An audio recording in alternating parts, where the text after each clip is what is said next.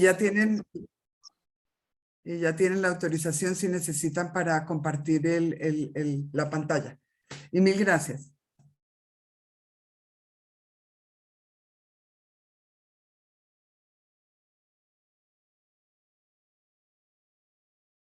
Adelante, Jimena. Bueno, primero saludarlos, muchas gracias. Jimena y yo estamos el uno al lado del otro, entonces por eso no podemos hablar simultáneamente. Y en este momento creo que Jimena se desconectó, pero ya está entrando nuevamente. Entonces yo voy a manejar la presentación y voy a repetir un poquito algo que dijo Jimena. Sí, listo, ya lo paramos. Y lo que quería repetir es que este trabajo lo empezamos a hacer hace un tiempo entre varias personas, pero entre ellas personas que han sido muy importantes son Carlos Caballero, como lo dijo Jimena, y también Andrés Mauricio Guiot Isaac, que está haciendo su tesis en Oxford bajo la dirección de Eduardo Posada, y que está trabajando sobre el surgimiento de la tecnocracia en Colombia en el siglo XX.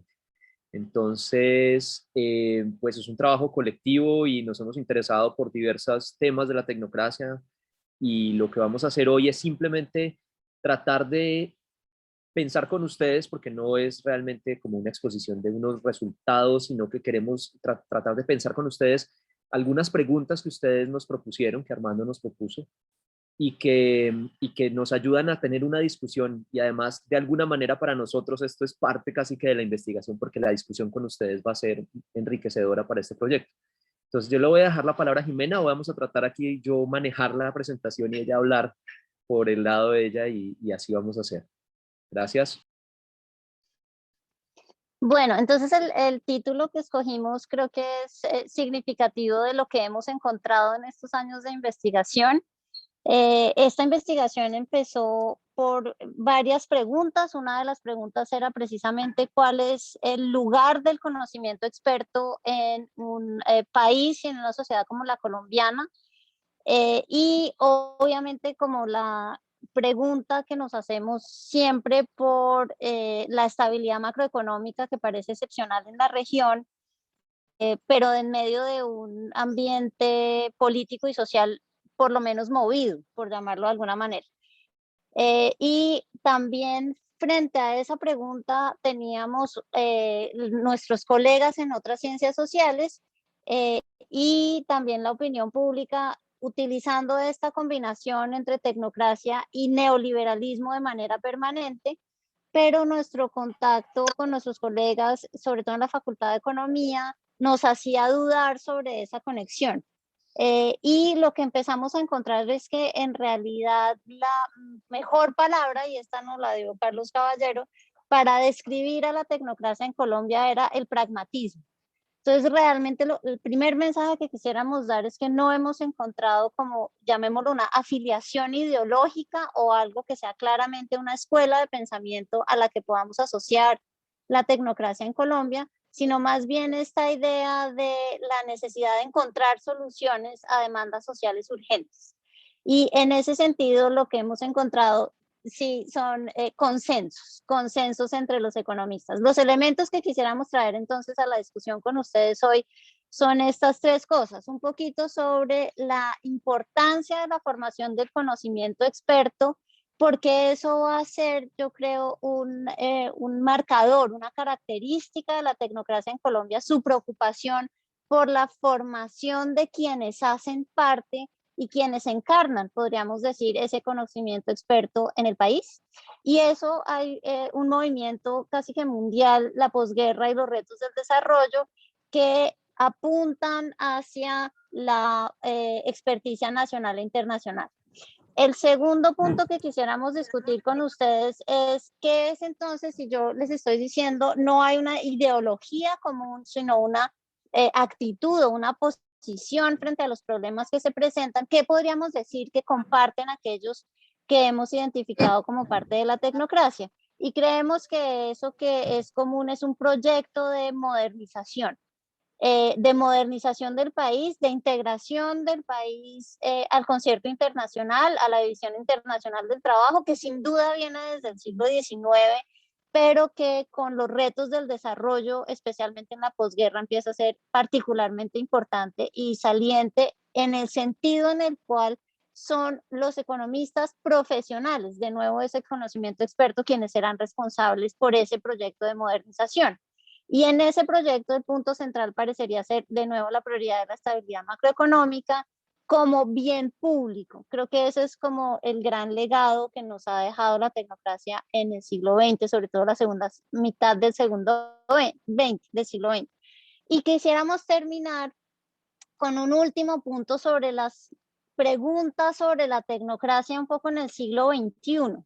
Entonces, todos los dos puntos anteriores nos llevan a hacernos esta pregunta de si las condiciones de éxito de la tecnocracia en el siglo XX serán aquellas que le permitirán continuar siendo lo que ha sido o le obligarán a cambiar para los retos que se enfrentan en el siglo XXI y sobre todo frente a la emergencia de nuevos consensos. Bueno, entonces, para empezar con el primer punto, esta idea de la formación del conocimiento experto. Entonces, lo que queríamos empezar es con una anécdota, una historia. Aquí, crisis de 1994 parecería ser una crisis económica, pero en realidad a lo que nos referimos es a una crisis que le llega al corazón a la tecnocracia, algo que es realmente importante y central en la manera en que la tecnocracia se piensa a sí misma, en que este grupo de personas que representan el conocimiento experto en el país se entienden. Y eso, lo que está en el centro de esa comprensión es precisamente la idea de la formación de los tecnócratas, la formación del conocimiento experto. La crisis de 1994, si ustedes se acuerdan, es la crisis por la que pasó la Facultad de Economía de la Universidad de los Andes en 1994, cuando una carta de 14 economistas muy prestigiosos, buena parte de ellos en el sector público en ese momento, otros en desarrollo, mandaron una carta al entonces rector de la universidad, Arturo Infante, que le llegó al entonces decano de la facultad, Eduardo Sarmiento, expresando su preocupación por la formación que se estaba dando en la Facultad de Economía de ese momento. ¿Por qué quisiéramos también retomar ese evento?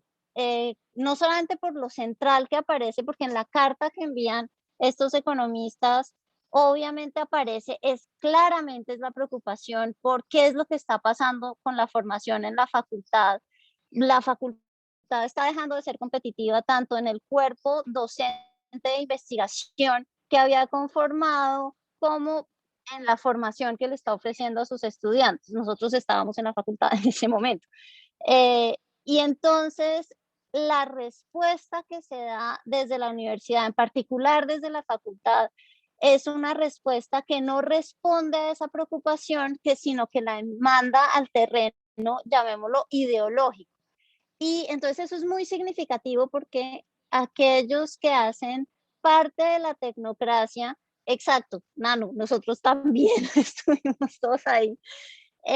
Lo que es muy significativo es que mientras la carta hace énfasis en la crisis de la formación, la respuesta que se da un poco desde afuera de la tecnocracia, si me permiten decirlo de esa manera en este momento, es que eso se trata de un ataque a las políticas económicas que está implementando el gobierno de turno y que alguien muy cercano a la facultad, pero que sí tiene una visión de escuelas de pensamiento muy claras, va a llamar el neoliberalismo. Y eso es Jorge Méndez.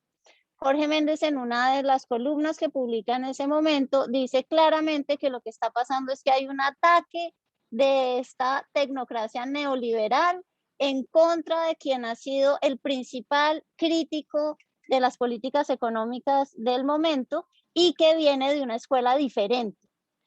Pero eso me parece lo significativo por estas dos razones. Primero, estamos hablando de la formación, del lugar donde se forma el conocimiento experto, que uno de esos lugares es la Facultad de Economía de la Universidad de los Andes, pero también hay esta discusión sobre los términos en los que se lleva a cabo la conversación. si efectivamente la conversación se hace sobre eso específicamente, que es de lo que está hablando la carta, o como lo están haciendo quienes responden a la carta en términos de escuelas de pensamiento o de ideologías. Y me parece de nuevo significativo porque lo que encontramos haciendo el recorrido de la historia, un poco de la tecnocracia en el siglo XX, que vamos a decir va a empezar en los 40 y 50 sobre todo, muestra que ese carácter ideológico no es una de las características con las cuales los tecnócratas se reconocen. Y eso empieza a formarnos como las características de este grupo. Entonces, lo que tienen ahí son cuáles son los hitos que llevan a la formación de este conocimiento de experto en economía. Básicamente tenemos dos cosas. En la posguerra hay un movimiento de todos, en todo el mundo en general, sobre la necesidad de pensar nuevamente el desarrollo.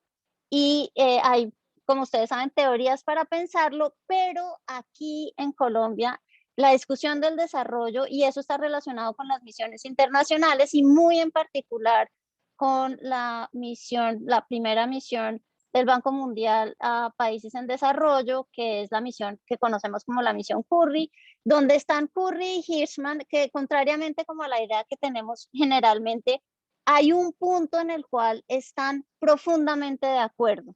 Y creemos que ese punto de acuerdo entre Curry y Hirschman es una de las marcas que del nacimiento, pero también de la formación de esta tecnocracia y del conocimiento experto, que es pensar el desarrollo como un proceso estratégico de toma de decisiones. Entonces, no es una cuestión de el big push, no es una cuestión solamente de pensar los eslabonamientos y los enlaces, sino de la necesidad de crear la capacidad de decisión. Y esa capacidad de decisión requiere entonces la experticia a nivel nacional y no solamente internacional. Y esta visión del desarrollo como un proceso estratégico de toma de decisiones es lo que informa la creación de estos centros de formación, dentro de los cuales está la Universidad de los Andes, y se desarrolló de manera muy importante.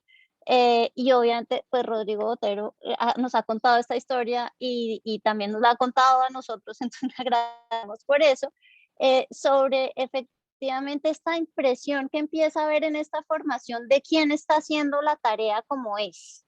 Si la universidad de pronto y el sede se están quedando un poquito cortos y en realidad la manera en que deberíamos formar a esta tecnocracia es más de práctica y más de resolución de problemas de política económica que esta formación que parecería un poquito más alejada. Pero digamos, esas tensiones internas que se dan al interior de la tecnocracia son importantes, pero marcan de nuevo esto que queríamos traer en este primer punto sobre lo central que es para este grupo de gente que se empieza a formar la formación, precisamente, la formación del conocimiento experto que va a permitir tener la capacidad de decisión para formular e implementar las políticas económicas que se requieran para el desarrollo. Entonces eso empieza a darnos como este ethos, para utilizar esta palabra, como estas características de lo que va a ser la tecnocracia desde los 50, desde los 60 sobre todo, pero efectivamente desde que se empieza a formar. Hay un espíritu de cuerpo. Y yo creo que ese espíritu de cuerpo es claro, por ejemplo, en esto de se reconocen, sabemos quiénes hacen parte de, y hay unas preocupaciones compartidas. La capacidad de decisión, la formación, estos son los dos puntos que les he dado hasta este momento.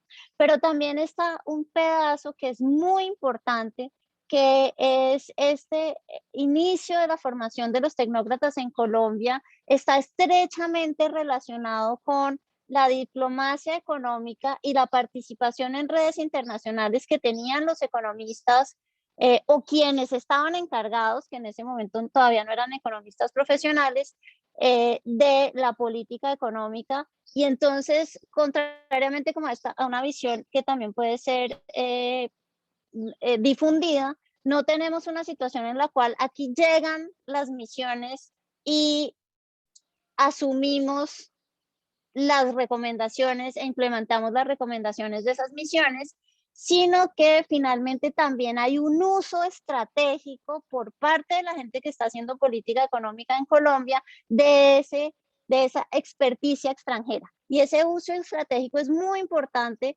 porque también va a ser una de las cosas que van a marcar o van a ser los inicios de algo que va a marcar también a la tecnocracia del siglo XX, que es esta independencia y esta búsqueda de autonomía del debate político, precisamente porque logramos utilizar como agentes diferentes externos a la discusión política para hacer estas discusiones. Entonces, fíjense que a lo que estoy apuntando es como a este pragmatismo, de nuevo, pragmatismo en el sentido de no hay una formación en una escuela específica de pensamiento, pero sí hay una formación técnica importante.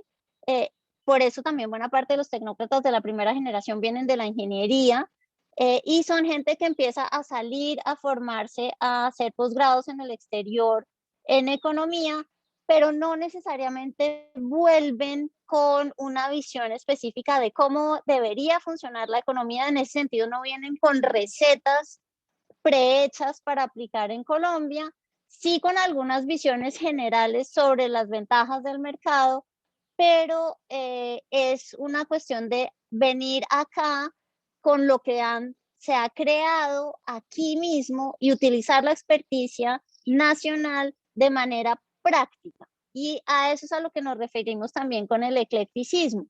Una de esas muestras del eclecticismo creo que son importantes es, si ustedes se acuerdan, la Sociedad Colombiana de Economistas, que se fundó en 1951, el presidente de esa Sociedad Colombiana de Economistas era Hernán Echavarría Olózaga y el vicepresidente era Antonio García Noza.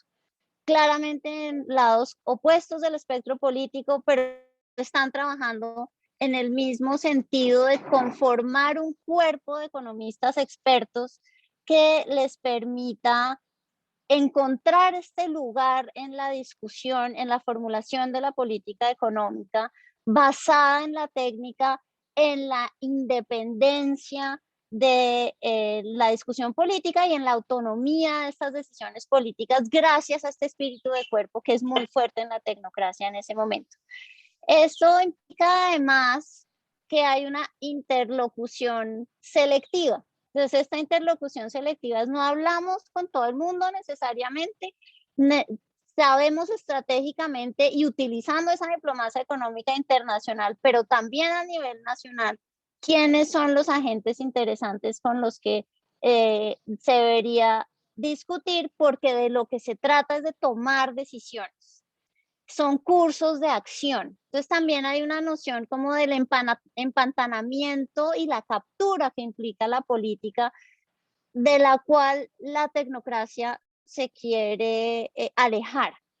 Eso evidentemente tiene una ventaja que después será un costo, creo yo, que tiene que ver con la rendición de cuentas. ¿A quién le rinden cuentas los tecnócratas? Y en principio y específicamente con el inicio ya que podemos llamar formal de la tecnocracia durante el gobierno de Gerald Restrepo, la rendición de cuentas es al presidente, al ejecutivo directamente, y no se rinde cuentas como a nadie más. Eso también da la última característica que ustedes tienen ahí, que es la idea del centralismo. Entonces, no necesariamente significa que los tecnócratas vengan todos de Bogotá, pero sí trabajan en Bogotá, las redes sí se forman en Bogotá, y eso significa que hay una mayor cercanía con una forma de desarrollo de arriba hacia abajo, con sobrerepresentación bogotana, con las discusiones hechas en el centro y de esa manera con más preocupación por las reformas que vienen informadas por la técnica que con los movimientos que se puedan dar, digamos, en las bases. Un poco esa es la idea. El segundo punto del que les queríamos hablar tiene que ver precisamente con, bueno, tienen estas características que no explican que no se explican a través de una posición ideológica o política compartida, sino estas características que parecen bastante prácticas y pragmáticas y que nosotros además estamos asociando con, sí hay una cosa en la que los tecnócratas se identifican y están avanzando de manera importante, y es un proyecto de modernización que sí tiene detrás un proyecto de sociedad que nosotros asociamos con un proyecto de sociedad bastante liberal, y que siempre se asocia como con esta juventud de los economistas. Y por eso, y sí hay tal cual un grupo de economistas que se llaman los jóvenes economistas en los 40 y 50, y que finalmente este proyecto de modernización lo que está buscando es la construcción de las condiciones económicas para la democracia, y esa construcción tiene que ver con la estabilidad macroeconómica. Entonces, ya para pasar como a tiempos más actuales, le dejo la palabra. Bueno, se está viendo, ¿cierto? Sí. Ok, lo que, lo que yo voy a abordar en esta tercera parte, y es un poco también como un camino hacia abrir preguntas que queremos discutir con ustedes, es algo que no busca hacer como una evaluación de los resultados, pero sí busca discutir los legados de la tecnocracia y un poco los retos hacia el siglo XXI. Entonces, lo primero que es evidente y que es la caracterización de la que se parte generalmente cuando se habla de la tecnocracia colombiana y de los logros de esa tecnocracia colombiana, es el logro de la estabilidad macroeconómica. Creo que no voy a repetir aquí las cifras que muchos conocemos. Colombia es un país excepcional en la región y es una excepcionalidad asociada fundamentalmente a esa estabilidad macroeconómica, eh, que es un hito evidente del siglo XX, del desarrollo colombiano del siglo XX, sobre todo en la segunda mitad del siglo XX, y bueno, que llega un poco con dificultades hacia el final del siglo XX, a la entrada del siglo XXI, hacia el final del siglo XX y la entrada del siglo XXI con la crisis del final de siglo, pero que es una crisis sorteada como fueron sorteadas varias crisis anteriores en Colombia, de una manera relativamente eh, digamos, primero con una profundidad de la crisis no tan honda, pero sobre todo con una salida relativamente rápida, aunque no una salida completamente exitosa, digamos, en términos de volver a retomar un rumbo, en términos de crecimiento previo a la crisis. Fue mucho más difícil eso. Pero ese fenómeno de la estabilidad macroeconómica, ese manejo, incluso ese pilotaje de las crisis, que generalmente además está asociado a cosas que ya Jimena mencionó, como por ejemplo un manejo muy interesante de la diplomacia económica, es decir, la forma en que son manejadas esas crisis, asociando no solo un conocimiento técnico interno, sino explotando esa formación que ha tenido de redes internacionales, de contactos internacionales, de un lenguaje convincente, digamos, no solo para los mercados, sino para los organismos multilaterales, etcétera, es una característica y probablemente un triunfo de la tecnocracia colombiana. Sin embargo, eso que es un hito y es un elemento crucial de los resultados que la tecnocracia colombiana económica logró a lo largo del siglo XX, empieza a aparecer a final del siglo XX y sobre todo a lo largo de este siglo XXI como una condición necesaria. Esa estabilidad macroeconómica es una condición necesaria, pero aparece claramente como insuficiente para la prosperidad. Es una condición que permite probablemente la prosperidad económica, pero digamos, de alguna manera la evaluación que empieza a hacer el público general de los resultados logrados por ese resultado de una estabilidad macroeconómica alta, empiezan a opacarse a través de varias demandas y de varios resultados que empiezan a aparecer de manera más clara. Yo voy a tratar de resumirlo con una forma un poco, digamos, para un poco la discusión y para dejar sobre el papel más unas hipótesis que unas conclusiones definitivas. Y es que eh, la, el resultado, digamos, de esa estabilidad macroeconómica no se logra acompañar de una expansión, digamos, de una consolidación a lo largo de todo el territorio nacional, y no solo de todo el territorio nacional, sino a lo largo de todas las clases sociales y de todo el espectro social de una modernidad. Entonces aquí viene el primer elemento que de alguna manera una evidencia, es un síntoma de una insuficiencia en el progreso y en el alcance, digamos, del proyecto económico que el país logra y que empieza a manifestarse de manera mucho más clara, sobre todo por su persistencia y la dificultad de atacarlo en el siglo XXI, que es en particular la persistencia de la informalidad. Y para decirlo de una manera un poco más amplia, la persistencia de la informalidad, lo que hoy llamamos la informalidad, es más bien un reflejo de algo que a lo largo de la historia económica del país ha existido, que es una presencia de una especie de dualidad, de una especie de marginalidad irreductible que convive entre la modernidad, de lo que llamamos la modernidad, es decir, el siglo XIX también tiene una promesa de transformación que no se logra, es mucho más clara la persistencia de una marginalidad, de un montón de espacios de la economía y de la sociedad que se escapan a esa forma de modernidad que está queriendo implementarse.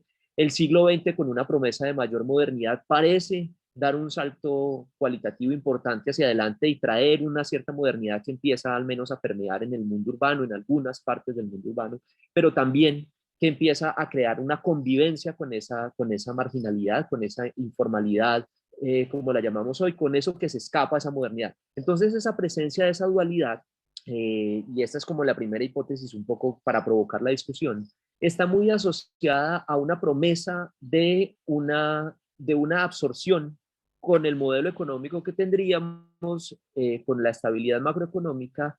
La modernidad terminaría permeando el resto de la sociedad, esa marginalidad terminaría desapareciendo. Y aquí quiero evocar un ejemplo concreto, así como Jimena evocó un episodio en esto de la formación de la experticia, yo quería evocar un episodio concreto que es la Ley 100. La Ley 100 es una forma muy evidente de una construcción interesante de promovida por la idea de una universalización, por ejemplo, de la protección social, de abarcar, de una esparcir a lo largo de todo el territorio y a lo ancho de todas las clases sociales el acceso a la protección social. Pero está fundamentada sobre todo sobre la idea de que existe un pilar fundamental, que es el sistema contributivo, hablando en particular de la forma en que se diferencia en la parte de la salud. Ese sistema contributivo es un sistema llamado a ser el pilar fundamental, y el sistema subsidiado, el régimen subsidiado, aparece como algo que es necesario temporalmente, fundamentado sobre todo sobre la solidaridad, esa solidaridad de una especie de trickle down, de un sistema moderno que finalmente va a financiar ese pequeño espacio de la marginalidad que debería, que es llamado a reducirse, a desaparecer con el tiempo, y que nunca se termina desapareciendo. Y lo que tenemos como resultado en el siglo XXI es un sistema que reconoce en últimas y que termina adoptando esa dualidad, y tenemos un sistema entonces partido en dos. Más o menos 50% de la población es parte de esa especie de modernidad formal, de ese resultado digamos, de ese logro de la modernidad económica, y otro 50% permanece en ese margen irreductible de la marginalidad. Y lo que vamos descubriendo a lo largo del siglo XXI es que esa marginalidad irreductible no es realmente una marginalidad que permanezca ahí, falta de modernidad, sino que más bien las instituciones que hemos ido construyendo han construido la persistencia y la permanencia y la condición digamos, de compartir ese espacio económico entre esos dos tipos de forma de organización, una que llamamos formal y otra que llamamos informal. Entonces, de alguna manera, lo que empieza a aparecer en el siglo XXI como los retos principales son esa promesa de la modernidad económica, a la que se le une una esperanza de movilidad social y una esperanza de igualdad de oportunidades que no llega, que se tiene que construir no solo a través de una estabilidad macroeconómica, sino a través de otra serie de demandas y otra serie de políticas.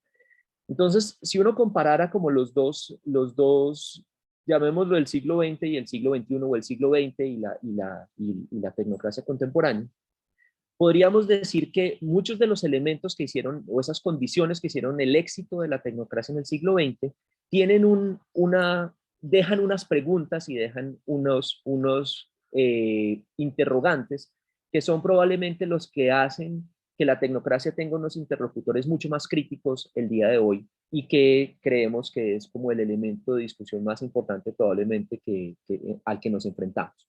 Entonces, mientras que por un lado tenemos como mencionó Jimena, un aislamiento y una cierta independencia de lo político, podríamos decir que frente a eso, y aquí lo voy a señalar un poco más claramente, frente a esa independencia de lo político, tenemos unas demandas sociales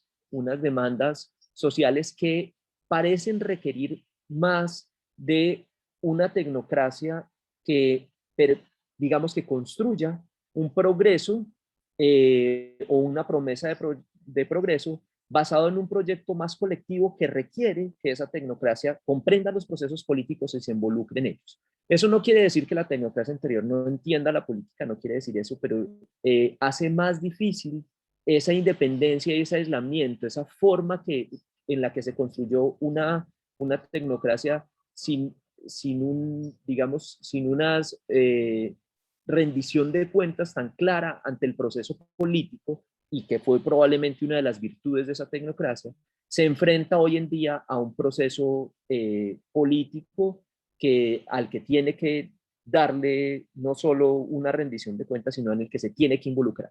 Y probablemente ese es uno de los desafíos más importantes. El segundo es esa idea de la confianza en los expertos, esa idea que Jimena también elaboró, mostrando que, digamos, uno de los éxitos de la tecnocracia colombiana fue construir una idea de unos expertos con unas cualidades técnicas, pragmáticos, con una formación de alto nivel, con una inserción en las redes internacionales, tanto de la diplomacia económica como de la academia internacional, pero al mismo tiempo, hoy en día, esa confianza en los expertos se ha venido perdiendo. Hay una serie de dificultades frente a, digamos, las voces que ya no son únicas en la toma de decisiones. Segundo, la experticia económica ya no es algo exclusivo de esa tecnocracia, digamos, ya no hay ya la sociedad contesta desde diferentes sectores, desde incluso los sectores académicos, contesta y se posiciona en un diálogo de expertos, digamos, pretende traer la tecnocracia a un nivel, a un terreno donde la discusión es entre expertos, ya no es una tecnocracia, digamos, con un conocimiento superior al resto de la sociedad en términos de su conocimiento económico, de su experticia técnica, etcétera, sino que hay mucha más dispersión del conocimiento y eso es una bondad seguramente de la sociedad, pero al mismo tiempo es un reto para la tecnocracia. Y frente a esa centralización hay una dificultad importante y es que las políticas públicas, la demanda de las políticas públicas se ha ampliado y aquí viene como un elemento que nos parece esencial y es que mientras que la construcción de las políticas públicas que tuvieron el éxito del resultado exitoso de una estabilidad macroeconómica requería, digamos, de un conocimiento complejo, de una construcción de modelos macroeconómicos y de modelos económicos mucho más centralizados, las necesidades y las preguntas que la sociedad le hace a la tecnología en particular, esas necesidades de inclusión, esas necesidades de desarrollo de políticas públicas que además vienen ampliadas por las demandas que trae la Constitución de 1991, ha requerido de una respuesta del lado de la nueva tecnocracia, digamos de la tecnocracia del siglo XXI, a través de políticas mucho más dispersas. Entonces, aunque sigue existiendo una tecnocracia, evidentemente hay una joven tecnocracia que va sustituyendo a la tecnocracia del pasado. Esa tecnocracia es una tecnocracia, contrariamente a lo que fue, digamos, esa tecnocracia basada como en el equipo económico de la estabilidad macroeconómica de los gobiernos, es una tecnocracia que tiene que enfrentar una serie de problemas más pequeños, dispersar las políticas en el sentido de no hay una unidad estructural, digamos, de un modelo macroeconómico único, sino una serie de respuestas particulares a preguntas particulares, asociada a esta demanda de las políticas públicas ampliadas por la Constitución del 90. Entonces, esa idea de una tecnocracia que tiene un rumbo claro de una estabilidad de la macroeconomía no es suficiente. y la dispersión de las políticas públicas lleva entonces a una nueva forma de tecnocracia en medio de una sociedad más contestataria probablemente de la experticia, que ya no es suficiente un aislamiento y una independencia de la política, sino que requiere de un conocimiento, de una comprensión de la economía política de las decisiones, pero más allá de eso, de un involucramiento político de la tecnocracia.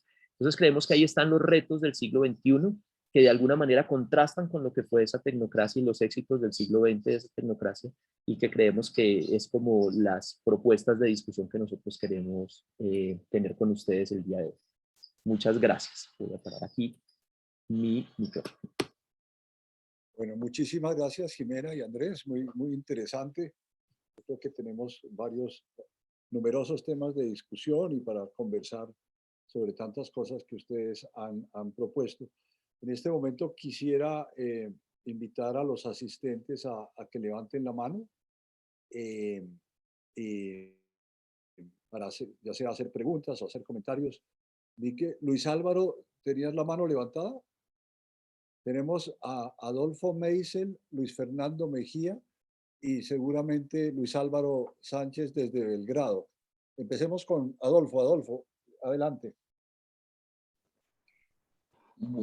Buenas tardes, Jimena y Andrés, un placer escucharlos y como siempre. A ver, yo voy a hacer aquí un análisis que no necesariamente estoy de acuerdo con él, simplemente como pensar en voz alta, de pronto una interpretación diferente de lo que ha representado las razones por las cuales nos enorgullecemos de la tecnocracia colombiana. Entonces, pues decir, bueno, ¿y qué tal que de pronto no haya mucho mérito en esto? ¿Qué tal que esto sea simplemente el resultado de singularidades colombianas? Singularidad primera, ausencia del populismo. Como no hemos tenido un reto populista significativo en el siglo XX, a diferencia de otras economías latinoamericanas, pues ha habido una hegemonía, que voy a usar una palabra ahora de pronto en desuso, pero históricamente ajustada a las cosas, una hegemonía oligárquica que ha permitido que esa tecnocracia oriente los destinos económicos sin mayores dificultades. Pero habría que preguntarse dos cosas. Uno, si la enorme violencia, que es otra de las singularidades que tiene Colombia, no tiene que ver con esta ausencia de el reto populista y este bloqueo histórico de la movilidad en nuestro país. De hecho, ustedes saben que Marco Palacio pues, señala que la razón de la violencia en Colombia es la ausencia del populismo. No que necesariamente yo esté de acuerdo con Marco Palacio, pero lo dice. Y lo que sí yo estaría, digamos, inclinado a pensar, porque hasta ahora simplemente ahí estoy como lanzando algunas ideas en voz alta, que no necesariamente estoy, es que este cuento de la tecnocracia colombiana es un poco un mito autojustificatorio a los Piketty. Acuérdense que Piketty en Capital e Ideología señala mucho de que estos mitos de los grupos dirigentes que se autojustifican a través de la creación de un mito, que mucho de esto de la tecnocracia colombiana tiene que ver con esto, de la presencia, de la facilidad, digamos, para ejercer una hegemonía sin mayores retos. Y termino con una reflexión, pues, digamos así, contrafactual, cosa que tampoco le gusta a algunos economistas. ¿Qué tal que hubiéramos tenido un reto populista serio? Uno se imagina muchos miembros de la tecnocracia yéndose, alineándose fácilmente con ese reto populista, como ha pasado una y otra vez en otros países de América Latina. Entonces, no sé, ahí lanzo unas ideas como para revolver un poco el tema. Gracias. Gracias, Adolfo. Jimena y Andrés, ¿ustedes quieren hacer un comentario o quieren escuchar un par de comentarios más? ¿Qué prefieren? Pues no, yo creo que Adolfo tiene un punto que es importante y que es importante explorar. Ahora, la pregunta por la ausencia del populismo es muy difícil de pensar que es un fenómeno puramente exógeno, es decir, yo no estoy diciendo que la tecnocracia no haya impedido el populismo, pero eso no quiere decir tampoco que uno pueda afirmar que son fenómenos independientes. Entonces, eso es una cosa, y lo otro es que yo recuerdo trabajos de Adolfo recientes en los que escribe, no sé si es una invención de la tecnocracia, pero él también describe, me acuerdo ese trabajo que hizo mostrando la estabilidad monetaria colombiana y la falta de, digamos, la presencia de pocos cambios en la gerencia del Banco de la República. Entonces, no sé si Adolfo se está de pronto en ese sentido un poquito renunciando a esa idea de que eso representaba algo de una verdadera... El Banco de la República es intocable.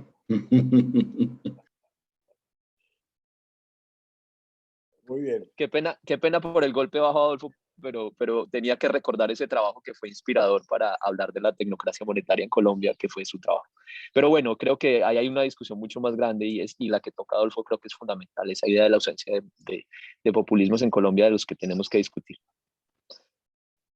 Gracias, Andrés. Luis Fernando Mejía, adelante. Gracias, Armando. Muchas gracias, Andrés y Jimena, por esta interesante presentación. Yo tengo un par de comentarios, tal vez algunos en la línea de lo que acaba de mencionar Adolfo. Una de las preguntas que yo me hago con, digamos, este tipo de trabajos es ¿qué tan especial es la tecnocracia colombiana? Digamos, nosotros en el círculo nuestro decimos que somos especiales, ¿no? Que tenemos una larga tradición.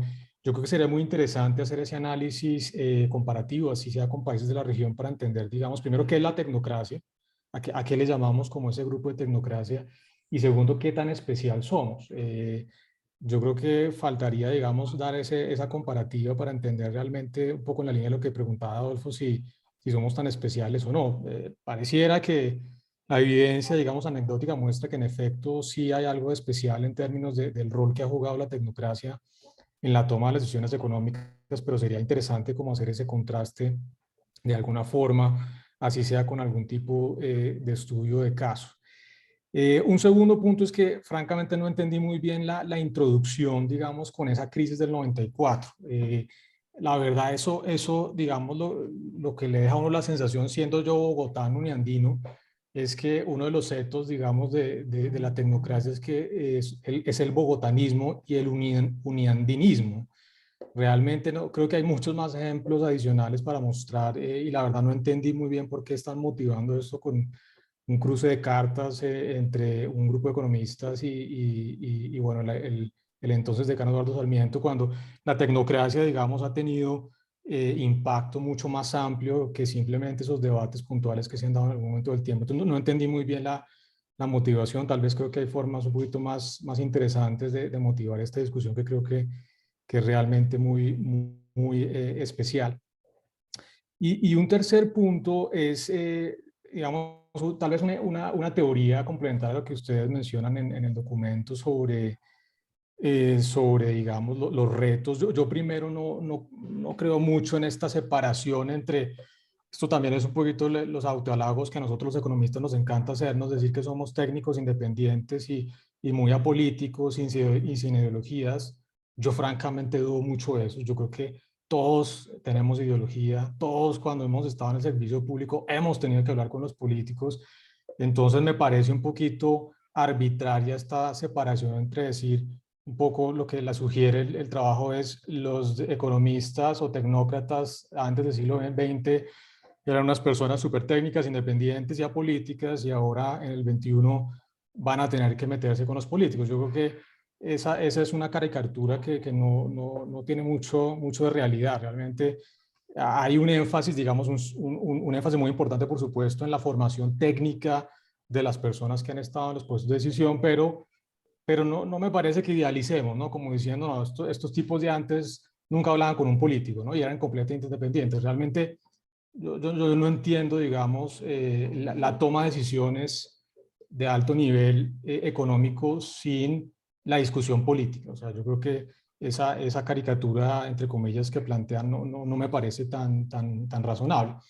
Ahora bien, frente al tema de los retos, yo tengo otra teoría, digamos, complementaria que valdría la pena también discutir, y es que tal vez la preferencia por estabilidad, que no sé si es un tema inducido, tal vez como lo mencionaba ahora Adolfo, por la violencia. Yo pienso un poquito al revés, y es la violencia de pronto es lo que genera, digamos, esta preferencia por estabilidad y permite a los tecnócratas tomar decisiones.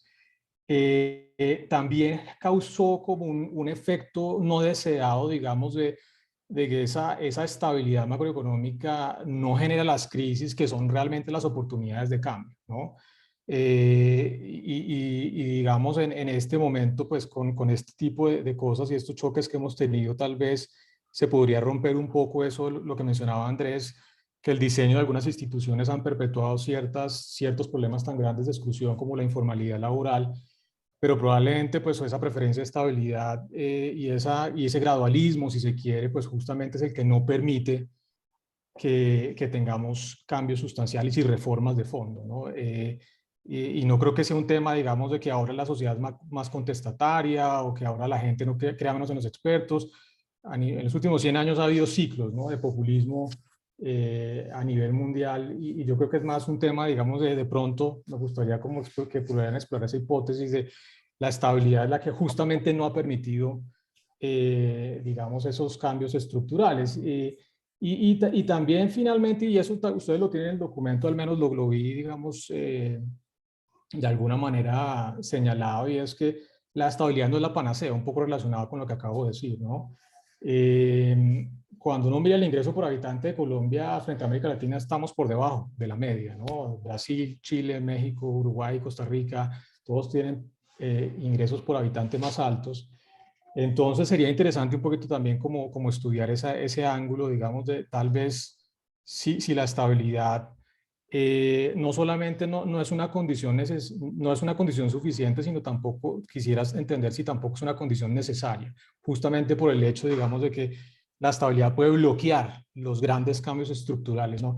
No estoy diciendo que quisiera que Colombia no hubiera tenido la estabilidad, pero me pregunto si nuestra historia sería un poquito distinta si la preferencia por estabilidad fuera un poquito menos alta de la que en efecto ocurrió. Eso era mi comentario. Muchas gracias, muy interesante, Andrés y Jimena. Gracias. Jimena, Andrés. Sí, gracias. Voy a empezar. Creo que hay varios puntos acá de precisión y de cuál es el mensaje que quisiéramos dejar y que no quisiéramos dejar. Voy a empezar con la especificidad de la tecnología. Voy en el orden en que los planteó Luis Fernando. La especificidad de la tecnocracia colombiana. Sí, se han hecho comparaciones y efectivamente la principal comparación que se hace es con la tecnocracia chilena y con los Chicago Boys. Y esto ha sido ampliamente estudiado, no por economistas, pero ha sido ampliamente estudiado. Y básicamente lo que se considera como el sello característico de las tecnocracias es su afiliación a escuelas de pensamiento específicos. En el caso de los Chicago Boys, pues es claro, había una afiliación directa con la escuela de Chicago, y es una afiliación que la tecnocracia chilena reivindica. Lo que encontramos en el proceso de la formación en Colombia es que no hay tal reivindicación. Entonces, ese sí es un punto que me parece importante, porque contrariamente a lo que generalmente hacemos, por ejemplo, en Historia de las Ideas, que es buscar desde la clasificación ver dónde cuadra un grupo de gente o un grupo de políticas o un grupo de ideas, lo que estamos encontrando es que en Colombia eso funciona bastante menos así. Entonces, por eso lo que encontramos es sí hay un compromiso con este proyecto de modernización, y es un proyecto de modernización que se entiende de una manera muy específica, que no es compartido en toda la sociedad colombiana y que tiene que ver con la necesidad de una modernización basada en el desarrollo económico, entendido de maneras muy concretas. Y dentro de esa, hay un modelo económico que está detrás, que sin duda tiene que ver con, obviamente, el mercado, pero la reivindicación de los derechos de propiedad y ese tipo de cosas que parecen bastante generales, pero en realidad son particulares y son diferentes a las cosas que están pasando en Chile. Y también lo que encontramos es que la tecnocracia en Colombia, frente a otros países de América Latina, logra tener un espacio de decisión y de influencia en los procesos políticos de decisión mucho mayor que en otros países de la región. Y eso es una característica que nos llamó la atención cuando empezamos a hacer esta investigación. ¿Por qué en Colombia hay más espacio para la tecnocracia que en otros países de América Latina, sin que la tecnocracia sea un grupo de pensamiento homogéneo? Ese era el punto que estábamos intentando hacer. Y creo que ahí entonces nos lleva a esta pregunta sobre por qué empezar con esta crisis del 94. Sin duda esa no es una crisis que marca al país, pero sí es una crisis que muestra cuáles son dos puntos muy importantes para la tecnocracia en Colombia, que es la formación de los tecnócratas como estos personajes con una capacidad técnica importante y capaces de entablar, de informar el debate público y de informar las decisiones públicas, pero informar no es participar. Entonces, eso significa que hay un proceso también de formación de algo, de tecnocracia considerada como servicio público, que puede ser en el privado o en el público, además, porque tenemos las dos posibilidades, pero que no se afilia con una escuela de pensamiento. Y creo que eso pasa de manera muy importante. Y como decía Luis Fernando, yo creo que sí es significativo en el sentido en que pasa en Bogotá. Porque efectivamente, como lo decía en algún momento, la tecnocracia se centra en Bogotá, no todos son bogotanos, muchos integrantes de la tecnocracia van a otras regiones del país, pero en realidad la tecnocracia está en Bogotá y se dedica a la macro. Y es una forma de utilizar política y política macroeconómica también dentro de un juego de poder en el cual aquellos que están interesados en las políticas locales y regionales, incluso en las políticas gremiales en algunos casos, le dejan este pedazo a estos que parecerían de alguna manera poder arbitrar entre los diferentes intereses en conflicto. Entonces, eso también fue una cosa que nos llamó la atención, sin que eso signifique que es que hay como una cosa aséptica de la tecnocracia. No, para nada. Precisamente esa es una de las cosas que nos parece que es un reto actual, porque en ese sentido la participación en el debate público de la tecnocracia es limitada. Y en ese sentido también la rendición de cuentas de la tecnocracia ha sido limitada. Entonces hay una continuidad en políticas económicas que son de buen o muy mal recibo dentro del público, y los tecnócratas siguen dentro de ese debate público reivindicando la independencia y la autonomía del juego político.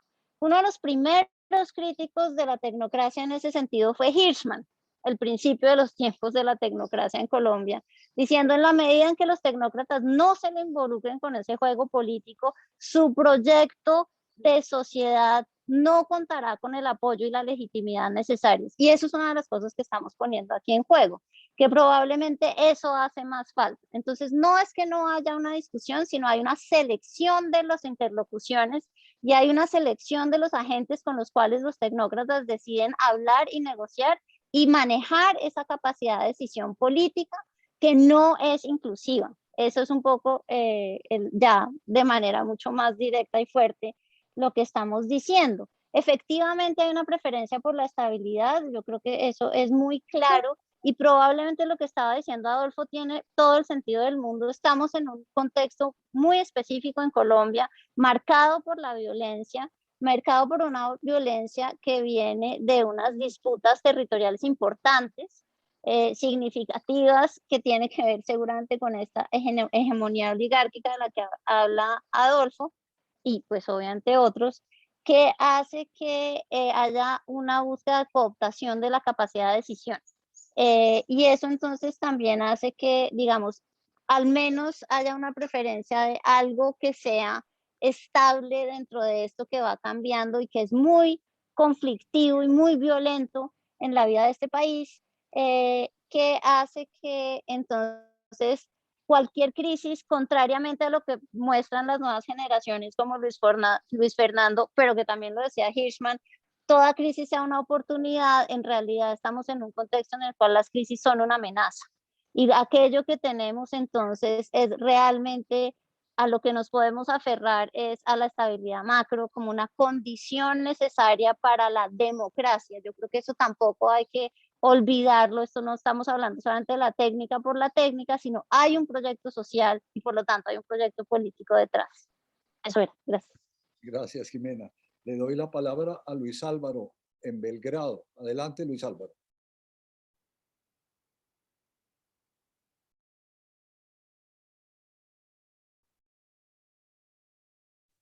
Luis Álvaro. Perdón, es que hay que prender la cosa. Sí, no, ya se hicieron dos comentarios que yo quería hacer, pero lo repito brevemente. Uno es comparar con tecnocracias en otros países.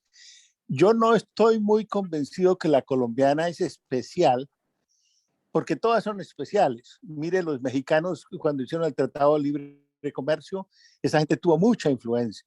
Los peruanos manejan una política muy complicada y han mantenido una estabilidad macroeconómica también. Los chilenos ya los mencionaron y nuestros amigos venezolanos los votaron, pero no por culpa de ellos, sino porque la política se complicó, ¿no? Entonces, yo creo que ver a Colombia como especial, en cierto sentido, todas estas tecnocracias son especiales. Entonces, yo creo que es una comparación un poco para ver qué tan sólidos son los argumentos, vale la pena. Lo segundo es que la relación entre la política y la tecnocracia es más complicada y decir que la tecnocracia en cierto sentido se ha mantenido medio independiente no me parece que es una visión adecuada. Este es un tema viejo y esto se discutió en los 90s también y un poco la conclusión que se sacó entonces, por lo menos informalmente, es que es muy complicado mantener esa independencia y eso me lleva a un punto adicional y es que dentro de la tecnocracia hay mucha fracturación. Lo que pasó de Gaviria a Samper, por ejemplo, fue un cambio en cierto sentido radical. Entonces uno no puede hablar de que la tecnocracia, no, hay equipos, hay visiones, y si yo fuera a catalogar la tecnocracia colombiana, está muy unida a lo político. Hay una visión de país cerrado profundísima en todo el mundo. Y yo creo que eso es un factor que lleva a que los tecnócratas, en cierto sentido, ayudan a los políticos. Hay una palabra en inglés que se llama, son enablers, y manteniendo la estabilidad macroeconómica, lo que hacen es darle espacio a los políticos. Y yo creo que ese matrimonio ha sido un poco malo para el país. Y Luis Fernando Mejía lo dijo antes, en cierto sentido, algo más dinámico tal vez hubiera beneficiado más al país. Entonces, el énfasis de lo macro yo lo veo un poquito como facilitar lo político. Eso no es solo en Colombia, es en Perú, lo he visto en todas partes. En muchos países a los macros los traen para que mantengan estabilidad mientras los políticos hacen lo que quieran. Entonces, a lo que yo creo es que esa relación política económica vale la pena estudiarla, pero no es tan sencilla como para ser ¿cómo se dice?, aseveraciones muy fuertes, porque es que la tecnocracia está muy, muy fracturada internamente con visiones diferentes. Entonces, si sube un populista, va a haber equipos que están con los populistas. Entonces, yo creo que hay que meterle más como nuance a esa cosa. No sé si me explico, pero el tema es importante, es interesante, pero es mucho más complejo, me parece a mí, y no creo que la tecnocracia colombiana sea en especial algo como extraordinario. Es lo que es y cabe dentro de un contexto político. Yo creo que ese es como mi comentario y mi sugerencia. Gracias, Luis Álvaro. Andrés, Jimena. Bueno, como Luis Álvaro retoma cosas que ya se habían dicho y creo que es interesante las sugerencias que se hacen. Claramente la idea de la comparación latinoamericana al menos, o la comparación con otros países similares es fundamental. Y como dijo Jimena, hay cosas que hemos hecho en ese sentido de la comparación. Solamente para decir dos cosas, un poco de claridad sobre lo que está fundamentado las ideas que se mencionaron aquí. La idea de la independencia no quiere decir la idea de un asepticismo de la tecnocracia. Eso no estamos haciendo una glorificación de eso, de esa idea. Lo que estamos diciendo es que en la constitución, digamos, de esa tecnocracia moderna que se hace a los 60 con Carlos Lleras Restrepo, hay una construcción de una serie de una institucionalidad. Por eso le mencionaba yo a Adolfo también el Banco de la República como uno de los ejemplos, que es obviamente de naturaleza más reciente, pero una institucionalidad interna en la toma de decisiones, que hace que primero haya una importancia grande de la toma de decisiones tecnocráticas, una incidencia importante, pero hay una separación en términos de la rendición de cuentas, y eso de pronto lo tenemos que aclarar un poco más, y seguramente lo podemos discutir después, más avanzado en este proyecto, pero esa independencia no es una independencia necesariamente que implique que ninguno tiene ideología. No es eso, es la forma de la construcción de la institucionalidad, digamos, del funcionamiento de la toma de decisiones de las políticas económicas en Colombia, que es particular. Y una cosa que es interesante, mire que los ejemplos que ustedes ponen, el ejemplo que ponen de Perú, el ejemplo de México, hay muchísima más intermitencia en esa incidencia de la tecnocracia, hay muchísima más intermitencia, hay muchísima más cambio, ya menos continuidad en el tipo de políticas, en el tipo de individuos que hacen parte de la tecnocracia en esos países. Hay muchísimos más vaivenes económicos y políticos y de toma digamos, de políticas económicas implementadas, y en eso Colombia sí realmente es particular, pero eso es una discusión más larga y que efectivamente probablemente requeriría mucho más evidencia, y tiene toda la razón.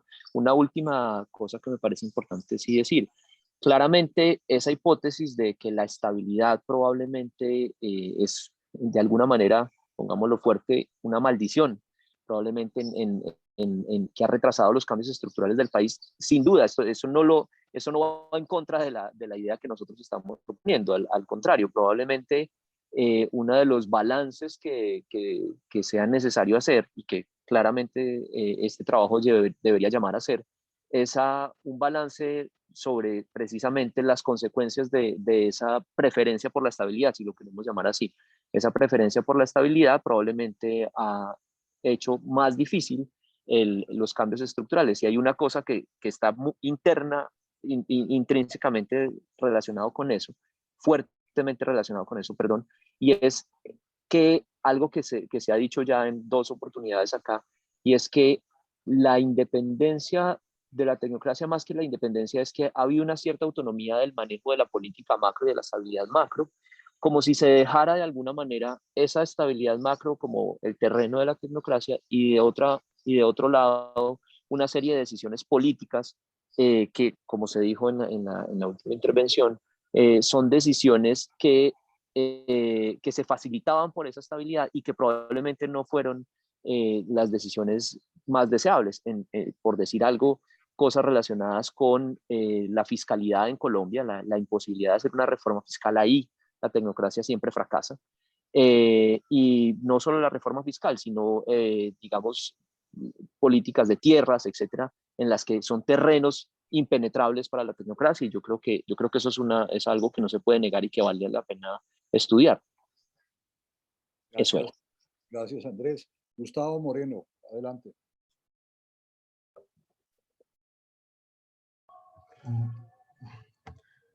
Bueno, yo tengo un comentario.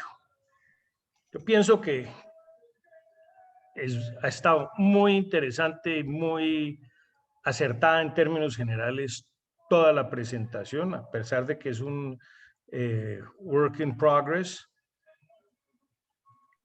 Esta discusión en el seno de este foro surgió de una percepción que planteó Rudy. Creo que en general los técnicos pueden aportar elementos para revisar los procesos de selección de las personas claves en los procesos de legislar, juzgar, administrar, y para operar y evaluar esos procesos según lo específico del ámbito, y eso es muy importante. La economía ha construido herramientas que ninguna otra ciencia social ha producido: teoría de juegos, herramientas de social choice, análisis de ordenado de procesos, etcétera. Ustedes saben más de eso que yo, que permitirían abordar de manera crítica el diseño de las instituciones. Y el objetivo de los técnicos, nótese que no digo tecnocracia, debe trascender la estabilidad macro. En eso creo que estamos absolutamente todos de acuerdo. Lo cierto es que crecer al 3,5 con 1% de crecimiento de población en los últimos 30 años no parece persuasivo como un logro del cual quienes han aportado herramientas puedan sentirse orgullosos. Está claro que los técnicos deben abordar al entendimiento de oportunidades y riesgos y al diseño y ejecución de caminos para lograr objetivos, como planteó Rudy en su momento, en términos de ingreso, en términos de distribución del ingreso y en términos de otras variables que podrían incorporarse en una definición de felicidad, como propusieron los técnicos al gobierno de Bután en su momento. Pero es necesario, y en eso vale mucho la crítica de Hirschman, es necesaria la participación activa de los técnicos y entender además que esa participación debe ser en puntas de pie para no inhibir la innovación. Los que tenemos preferencia por las sumas, las restas, las multiplicaciones y las divisiones y el orden en los procesos, podemos tener papel inhibitorio en la creatividad de las sociedades. Sobre la alusión a la informalidad, yo me atrevería a decir que es consecuencia de reglas inadecuadas, y quiero reiterar mis respetos por el trabajo de FEDesarrollo en las propuestas para hacer una reforma mucho más amplia que una reforma fiscal. Quiero reiterar lo que hemos dicho en el chat, de que el país no se ha abierto porque tuvo apertura económica, pero no tuvo lo que se llama en la escuela francesa de Anal apertura de mentalidad. Y eso inhibe el crecimiento rápido, y las instituciones que tenemos, infortunadamente, son muy deficientes. Si uno las evalúa con el apoyo de las mismas herramientas que están al alcance de todos. Es cierto que la estabilidad macro ha promovido el facilismo de todos nosotros y nos ha impulsado quizás a la falta de sentido crítico sobre las instituciones públicas, pese a que pesan 30% del PIB y por consiguiente no podemos seguir pensando que son como una especie de carga que no amerita revisión con lupa. Ha habido grandes saltos y yo pienso que cosas como la ley 100 y la ley 142, no es por lamber a Armando, pero es cierto, y ni a Rudy, ni a ninguno de los otros partícipes de esas epopeyas, pero yo creo que esos fueron grandes logros. Pero hay que seguir empujando la carreta. Le hago una pregunta a Andrés y a Jimena. ¿No será que la violencia podrá ser también más bien consecuencia del mal diseño de las instituciones públicas? Bien. Jimena, Andrés.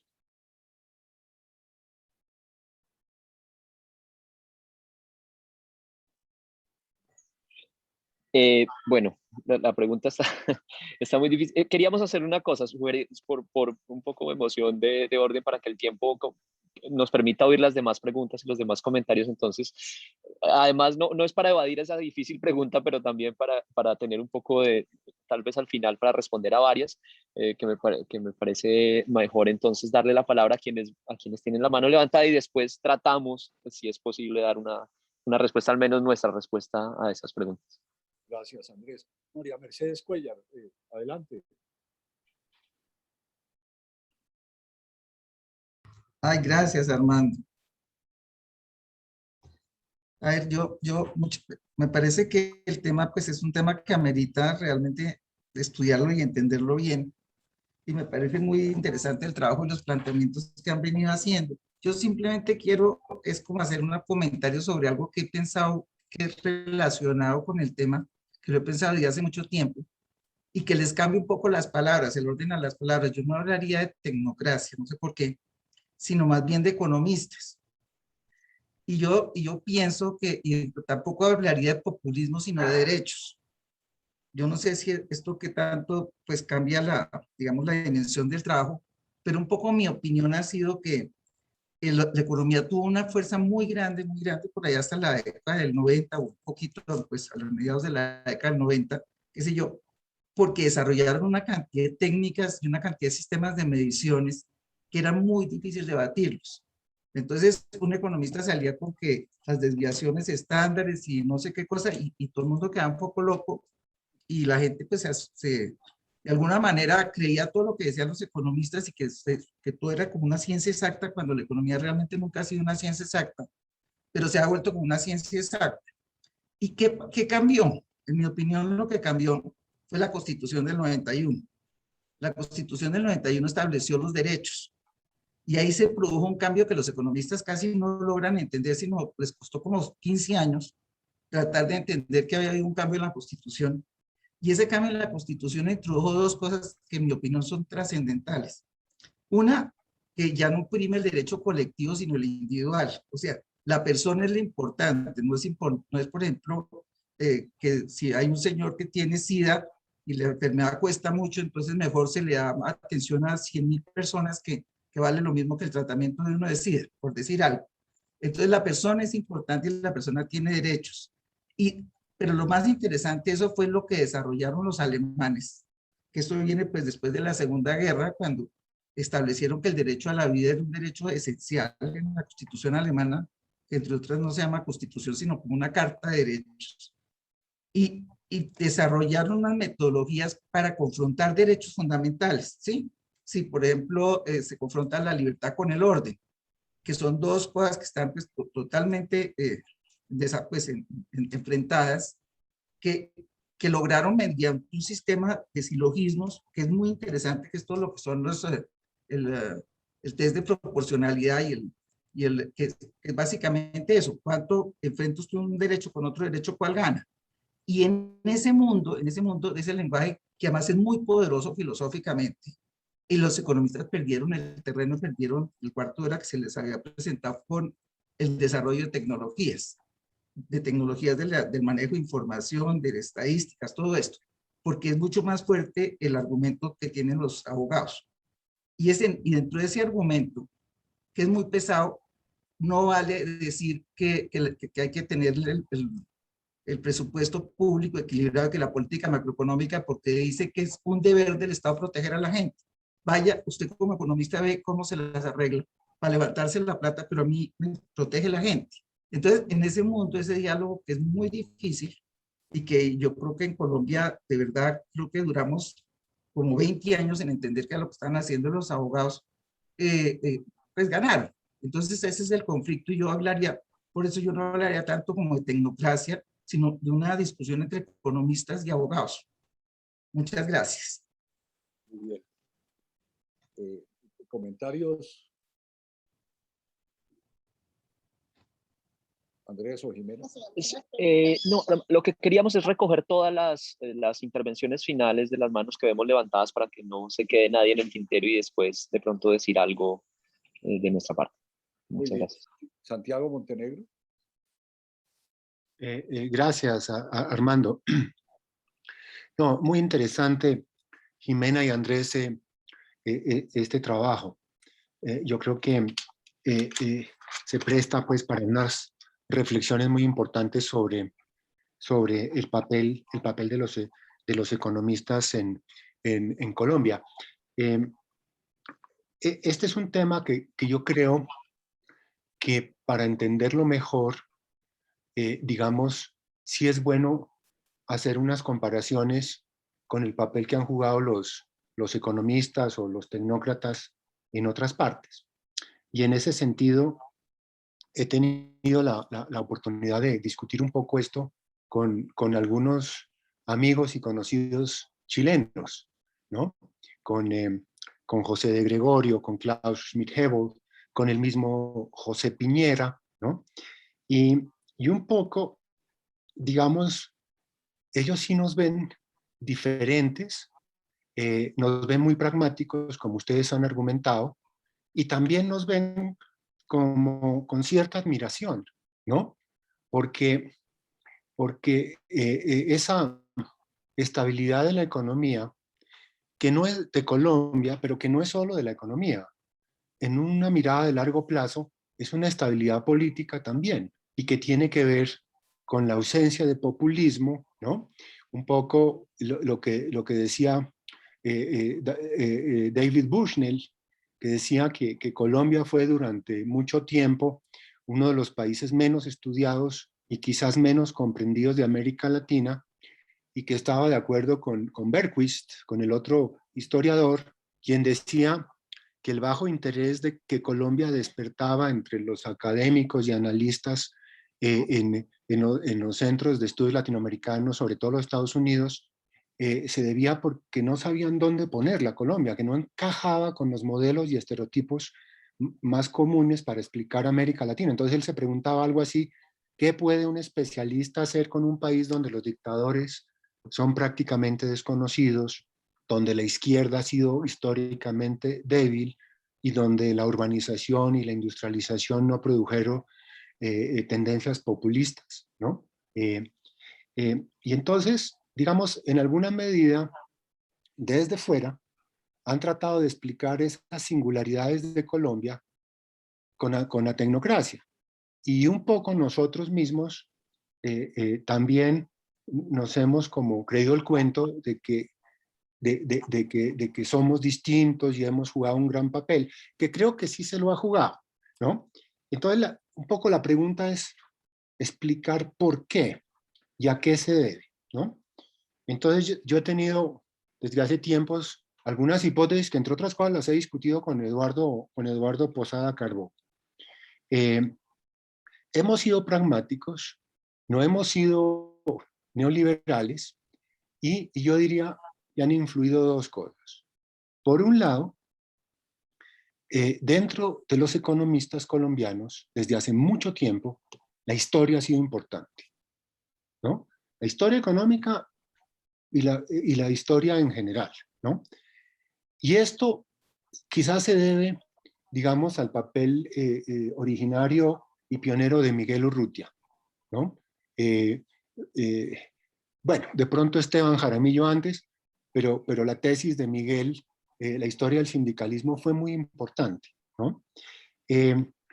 Eso sirvió, digamos, para establecer puentes con todos los historiadores y para nosotros influir a los historiadores y los historiadores influirnos a nosotros, ¿no? Entonces, otros economistas, Chucho Bejarano, Salomón Kalmanovich, José Antonio Campo, Roberto Junguito y muchos acabamos escribiendo historia y tesis de historia. Y también los contactos con los historiadores, ¿no? Con Álvaro Tirado Mejía, con Jorge Orlando Melo, en fin. Entonces, yo les explicaba esto a mis colegas chilenos. Decía, mire, la historia de Colombia, la historia, el estudio de la historia ha sido muy importante para los economistas colombianos desde hace mucho tiempo. Y el otro factor, a mi modo de ver, que ha sido muy importante, no tuvo que ver con nosotros mismos. En alguna medida ese espacio social que los economistas logramos, se lo debemos a los políticos, y en particular a dos políticos. Uno, Alberto Lleras. Ustedes deberían, no sé si han visto la reforma constitucional de Alberto Lleras del año 45, cuando él fue presidente. Lleras habla de la necesidad de crear un Departamento Nacional de Planeación, ¿no?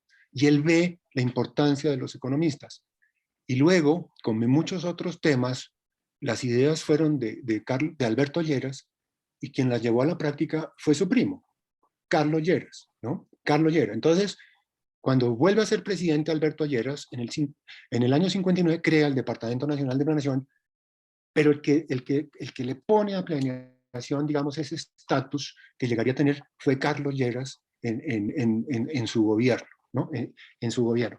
Entonces, esa legitimidad, esa importancia que lograron, el estatus que lograron los economistas durante mucho tiempo, digamos, también se debe al espacio que nos abrieron los políticos, y en particular ellos, ¿no? Los dos Lleras. Ahora bien, es cierto, la macro ha sido la prioridad, ¿no?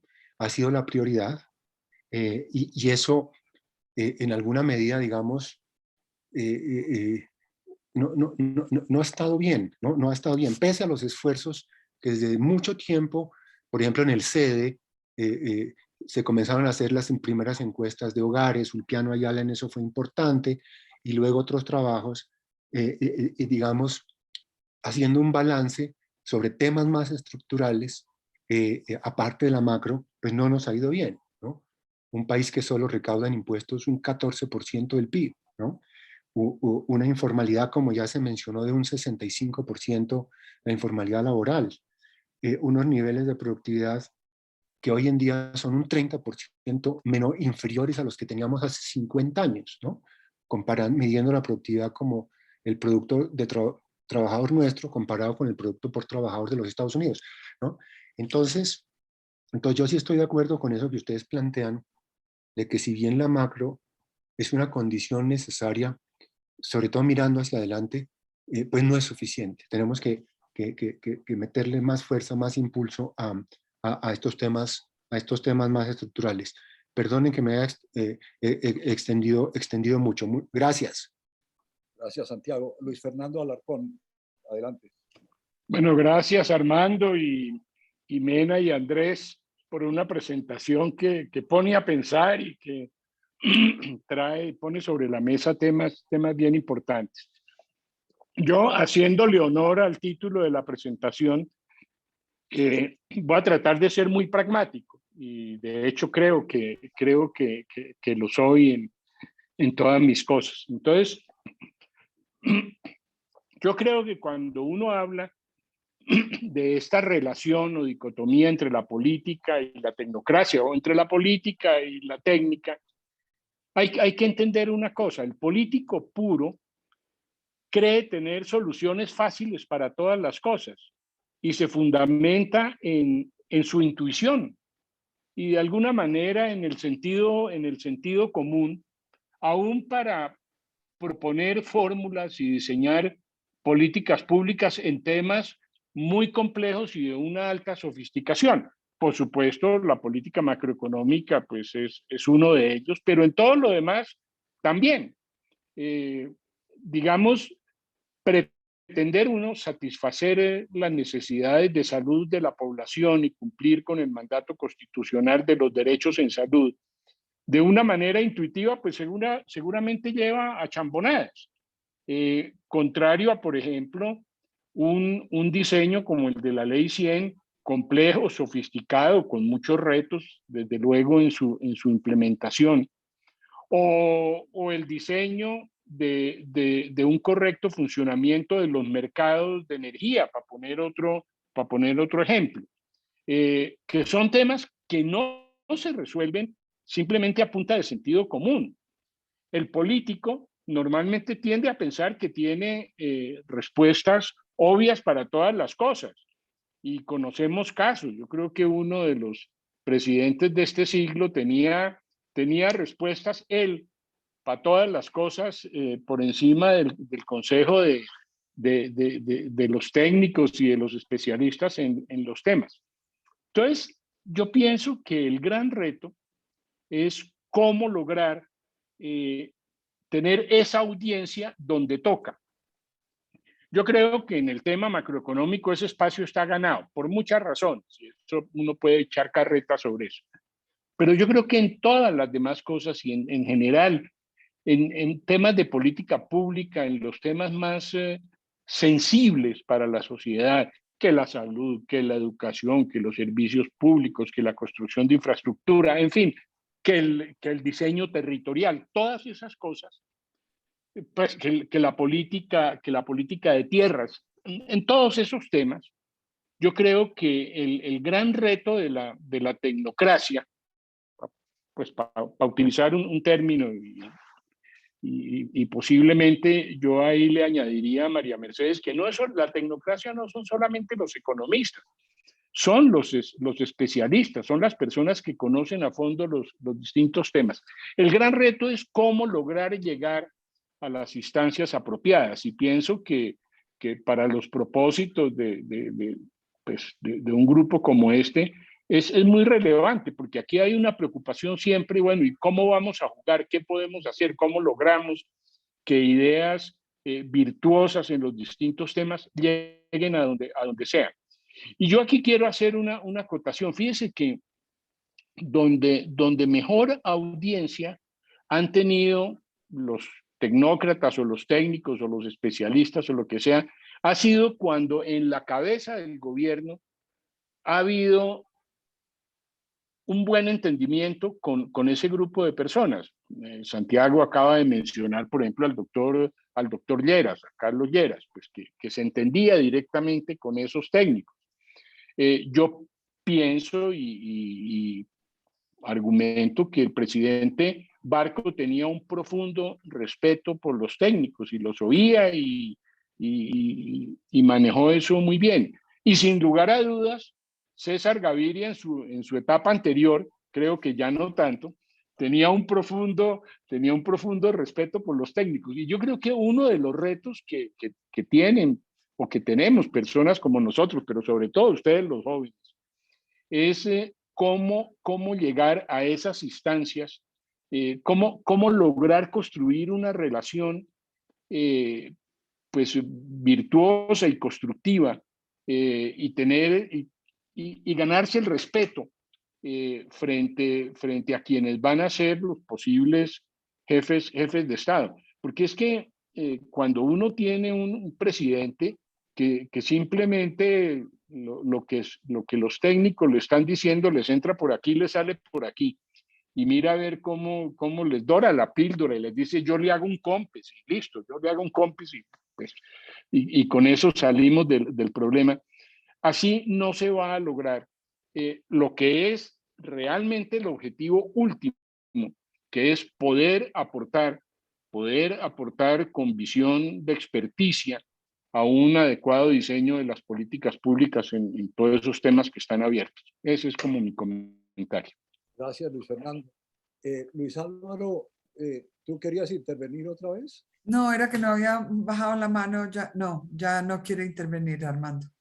Bueno, yo quería hacer un comentario. Armando, yo he levantado la mano 5 veces y alguien me la tumba, no sé. No, Rudy. Marta Lasprilla. No, pero, perdón, Rudy, pero no lo hemos visto, pero ok. Ojo, Rudy, ojo. 5 veces lo he hecho. Hola, Rudy, adelante. Es indicio de que le tienen temor. Es que no, nadie me tiene temor, pero yo me tengo que ir rápido, les pido disculpa por haberme metido, pero sí hice la mano 5 veces y no sé por qué se va. Yo tenía unos comentarios muy puntuales, solamente de manera de información. Uno, la Andy nos invitó a Roberto Junquito, a Guillermo Perry y a mí hace 2 años a la asamblea. Creo que fue en el 2019, en el 2020, antes de la pandemia, a principios de año. Y me sorprendió que llegamos los 3 independientemente a la conclusión de que Colombia se había destacado en estabilidad, pero no en crecimiento. Hicimos una especie como de confesión de culpa en esa asamblea. Y fue grato y sorprendente porque no pensé que íbamos a llegar con una visión compartida. Pero creo que eso resume un poco mi posición sobre lo que están diciendo estos niños. Lo otro es que yo creo que la razón por la cual en Colombia no ha habido populismo no es por la tecnocracia, ni por los economistas, ni los expertos, es por la alianza entre esos expertos y el clientelismo. Es decir, si alguien me dice que ahora se necesita hacer política, yo no creo, y creo que Luis Fernando y Armando estarían de acuerdo conmigo. Si algo hicimos nosotros en el ejercicio de los ministerios que tuvimos responsabilidad, y el caso de Armando en Planeación Nacional, creo que fue Armando el primer jefe de planeación que entró en una volqueta en una ciudad llevando auxilios parlamentarios, no me acuerdo qué era lo que llevaba, pero inversiones. Pero hicimos mucha política y casi que exclusivamente estuvimos haciendo política. Yo pasé más del 50% de mi tiempo en el Congreso buscando alianzas con clientelistas. Entonces, en realidad creo que este señor Robinson, James Robinson, comparte mi punto de vista de que la razón por la cual no ha habido populismo en Colombia es por el clientelismo, y que ha sido un desperdicio casi que del mismo tamaño. Ha habido gran estabilidad, pero mucho desperdicio, ¿no? Y eso nos puede explicar por qué ha habido estabilidad y no crecimiento en buena parte. Lo otro que me llamó la atención, yo llegué tarde y darle a lo que pasó en los Andes la significancia que le están dando me parece que es un error. Nosotros cuando nos opusimos a Eduardo Sarmiento, que entre otras personas era alguien con el que yo había tenido una amistad larga, y habíamos colaborado, inclusive una vez le corregí alguna cosa que hizo mal, por la que no me agradeció. La razón era porque estábamos muy preocupados por la Facultad de Economía, que se ejercía como si fuera un reino absolutista.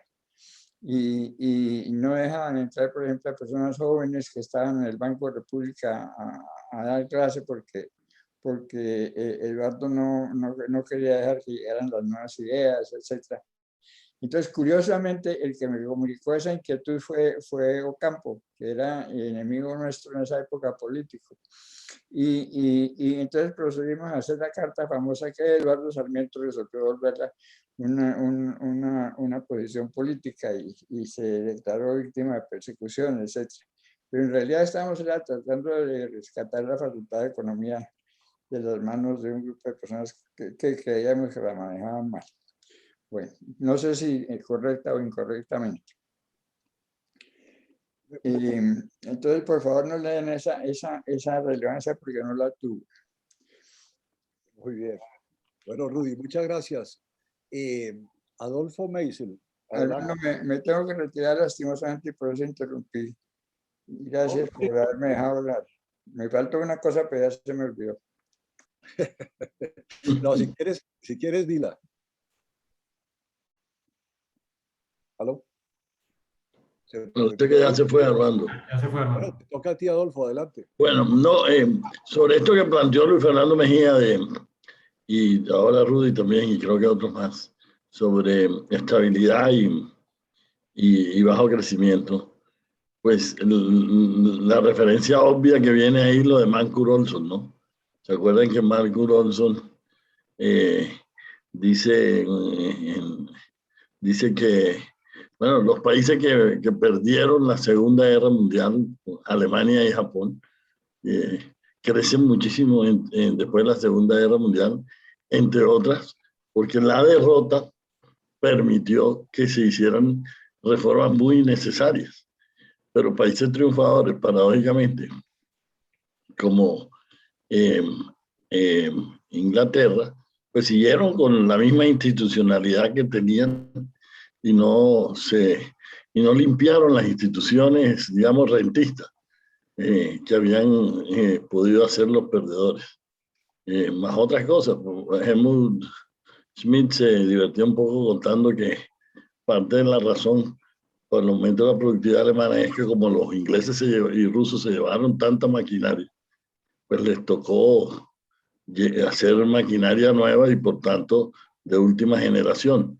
Y en cambio, decía, todavía los ingleses tienen unos hornos viejos Krups de comienzo del siglo XX, porque como son tan buenos todavía dice, pero completamente obsoleto. Decía, pero completamente obsoleto. Claro, con razón no pueden crecer rápido. Pero sí, eso de más grosso puede ser una cosa interesante para tenerla en cuenta, Andrés, porque ahí hay algo, digamos, hay como un trade-off indudablemente en eso. Gracias, Adolfo. Yo quería hacer un comentario rápido o dos punticos. Uno, yo creo que el punto de la relación entre la tecnocracia en Colombia y la política que ha salido varias veces es muy interesante. Tiene que ver, yo creo que tiene que ver con varias cosas. Yo creo que hay la estabilidad, digamos, al manejo macro y al manejo tecnocrático tiene que ver con la estabilidad política de la manera que ha tenido Colombia desde el Frente Nacional hasta ahora, digamos, yo creo. Sobre todo cuando uno lo compara con los manejos militares, los golpes militares que han llevado, pues, por ejemplo, a la tecnocracia estilo Chicago y la cierta inestabilidad política de dictaduras, intentos de tener democracia, en fin, pues también le ha roto, digamos, lo que aquí en Colombia ha habido. Y eso también yo creo que explica mucho el pragmatismo. Esta relación, Luis Álvaro habló de que los tecnócratas de alguna manera les daban vida, eran enablers de los políticos, es lo más o menos lo que dice Rudy, y lo que he visto en libros como el de Eduardo Dargent sobre cuando analiza la relación de los economistas tecnócratas con los políticos. De alguna manera los tecnócratas le ayudan a mantenerse en el poder a los políticos y a cambio es un matrimonio y a cambio les dan los políticos a los economistas cierta autonomía, cierta estabilidad para que manejen sus cosas y ambos se benefician. Eso evidentemente, como señala Rudy, también tiene un costo. Y por esta vía se llega a la tesis de Miguel Urrutia precisamente de que la ausencia de populismo en Colombia se debe al clientelismo, ¿no? Que es la famosa tesis que él sacó en el libro de Dombus y Sebastián Edwards hace tiempo. Bueno, yo quería dejar ese punto porque yo creo que solo en ese punto podríamos tener mucho tiempo.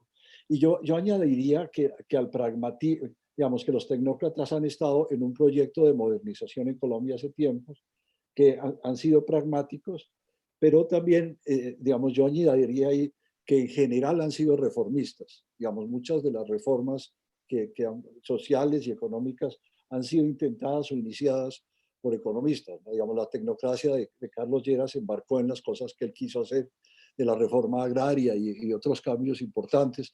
La tecnocracia en la cabeza de Rodrigo hizo reformas muy importantes en Colombia, en la parte fiscal y en la parte de mercados financieros, y se intentaron cosas semejantes. Y de allí para acá, digamos, muchas de las reformas que ustedes mencionaron, la Ley 100, en las cosas del CISBEN, y luego ya en este siglo también es una democracia modernizadora y reformista. Se podrá decir que es insuficiente, que las reformas no han estado mal diseñadas, en fin, pero son, no, digamos, estas ideas y estos cambios no llegan de los políticos, muchas veces llegan de la mano de los tecnócratas en Colombia. No, yo pararía ahí. No hay más manos levantadas y ahora sí yo creo que podrían ustedes Jimena y Andrés, si quieren hacer un comentario sobre lo que han oído y en fin, adelante. No, pues muchísimas gracias por todos los comentarios.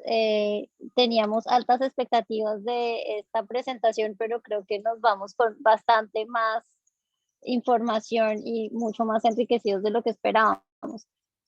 Yo solamente quería terminar como con un punto que quisiera decir, que es como lo que en este momento estamos viendo como los retos de este grupo de personas que encarnan el conocimiento experto específicamente en economía o en asuntos económicos en Colombia, pero que es un reto que se veía también desde que se inició la formación de ese conocimiento experto, que tiene que ver con la selección de las audiencias y de los interlocutores.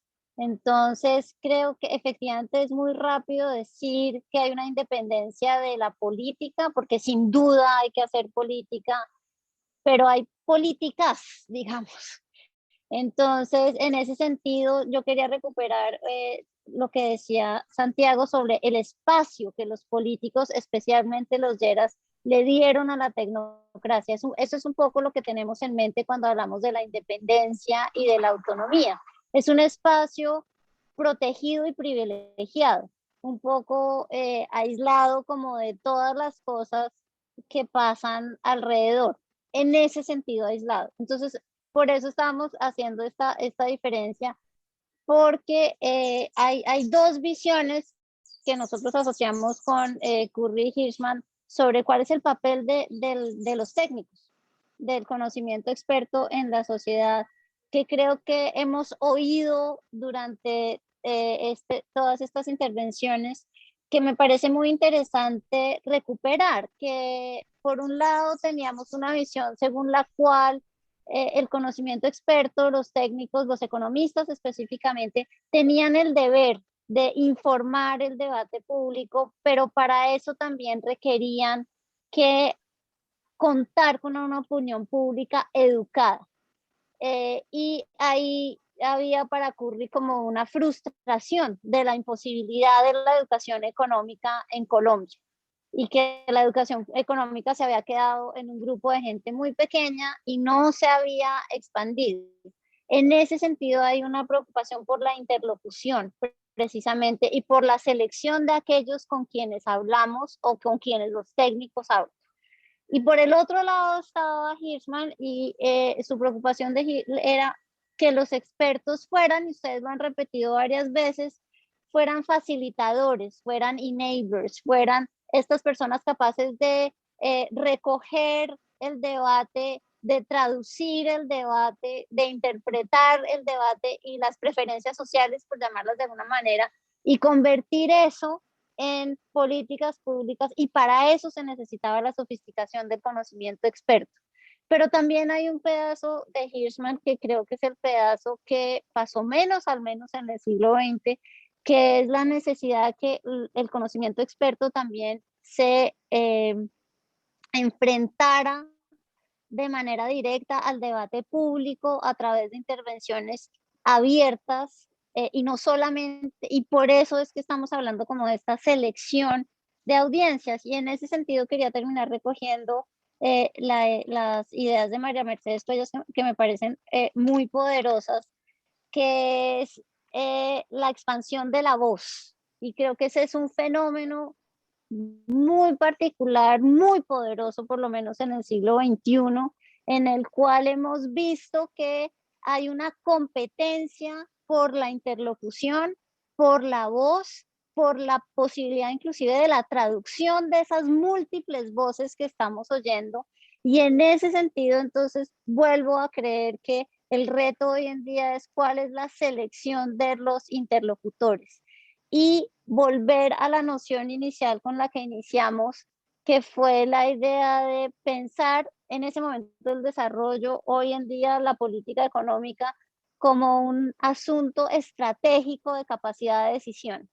¿Dónde está la capacidad de decisión? Creo que esa es una de las preguntas que estamos dejando abiertas, precisamente porque esa respuesta a dónde está la capacidad de decisión es entonces lo que va a permitir que la tecnocracia, los técnicos, el conocimiento experto se relacione de maneras diferentes y probablemente con actores y con interlocutores que hasta este momento no ha considerado como relevantes en términos de de su accionar político, precisamente.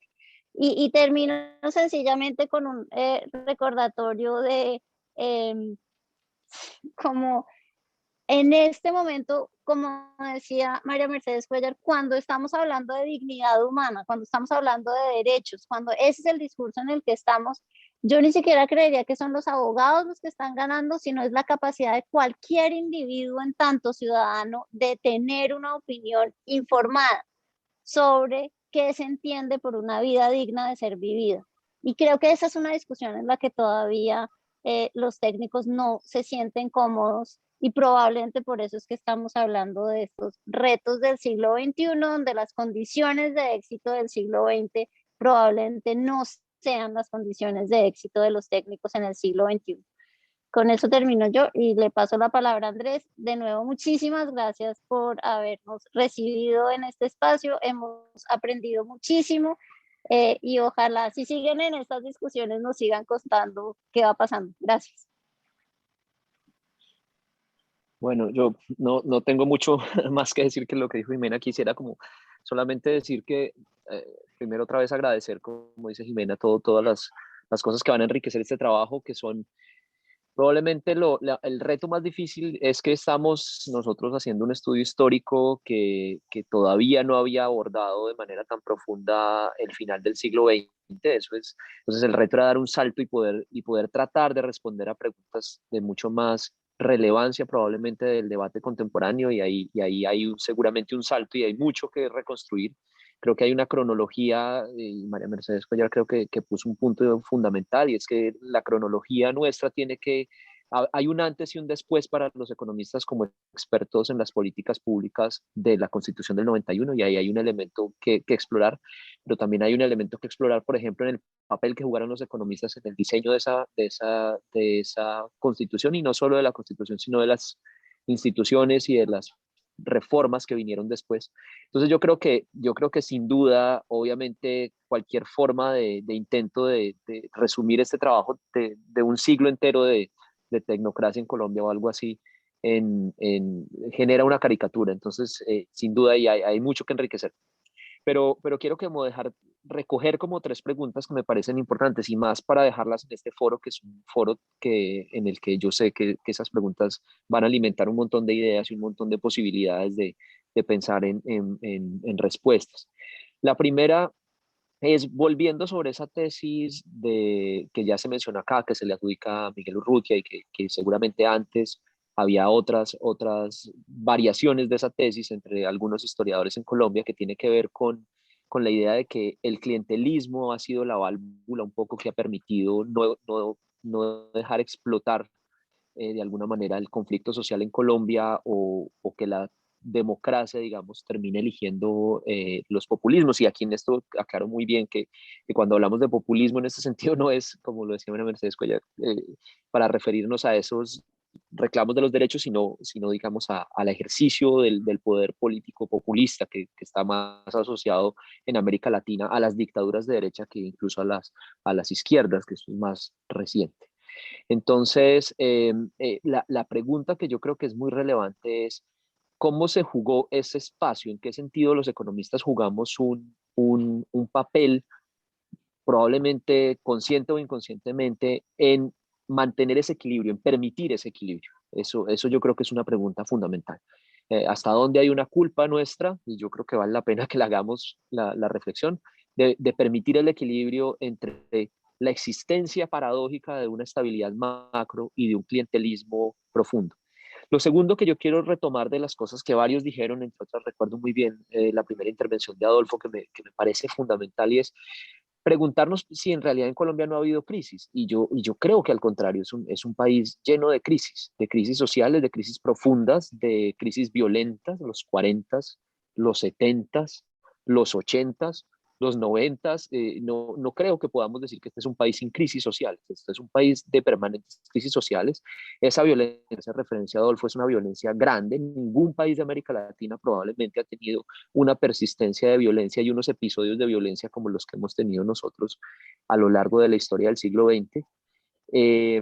Y la pregunta que es interesante es precisamente cómo en medio de las crisis, porque no es en la ausencia de crisis sociales, es en la vivencia de crisis sociales y en la vivencia de crisis violentas sociales, se logra mantener paradójicamente un espacio de estabilidad, primero macroeconómico, ya lo hemos dicho muchas veces aquí, pero también democrático. Entonces, esa es una gran pregunta, es una pregunta difícil de responder. Creo que los historiadores no hemos podido responder, la historia no ha podido responderse en Colombia y la hemos intentado.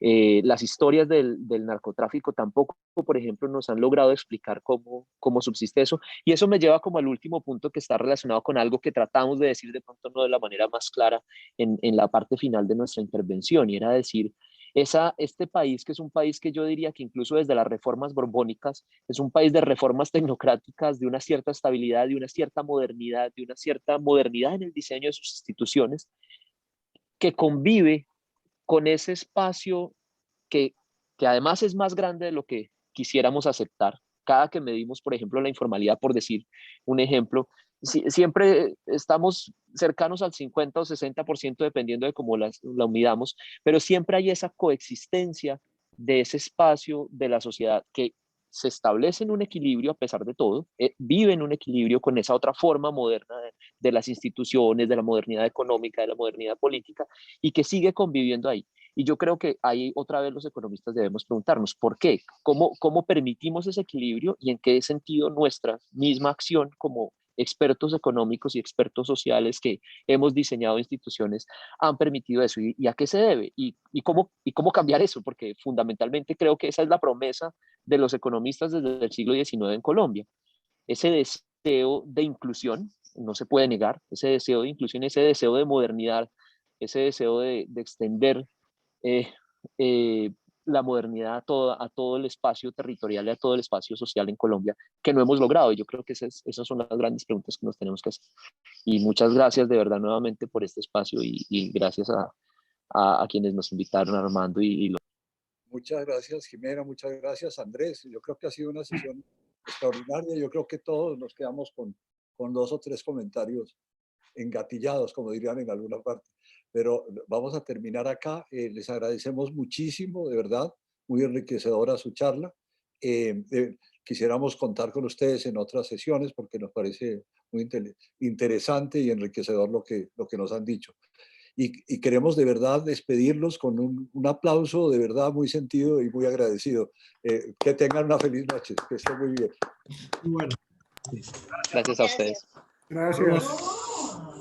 Luego. Luego. Gracias. Todo gusto. Excelente. Gracias.